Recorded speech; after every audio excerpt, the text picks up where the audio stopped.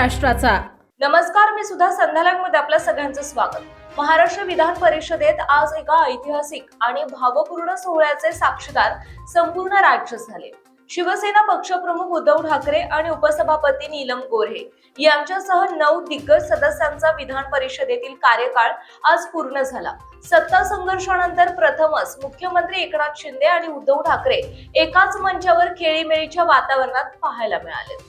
यावेळी मुख्यमंत्र्यांनी आपल्या भाषणात उद्धव ठाकरे यांचा साहेब असा सन्मानपूर्वक उल्लेख करत सर्वांना चकित केले। राजकीय मतभेद बाजूला सारून मुख्यमंत्र्यांनी ठाकरेंच्या आरोग्यासाठी आणि भावी वाटचालीसाठी मनपूर्वक शुभेच्छा दिल्या। निरोप समारंभावेळी संपूर्ण सभागृहात कमालीची शांतता आणि एक प्रकारचा भावनिक ओलावा जाणवत होता।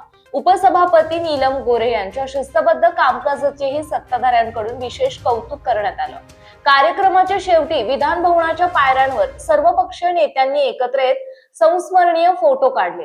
राजकीय संघर्षाच्या पार्श्वभूमीवर वैयक्तिक स्नेह जपत नेत्यांनी आज संसदीय लोकशाहीचा खरा आदर्श घालून दिला।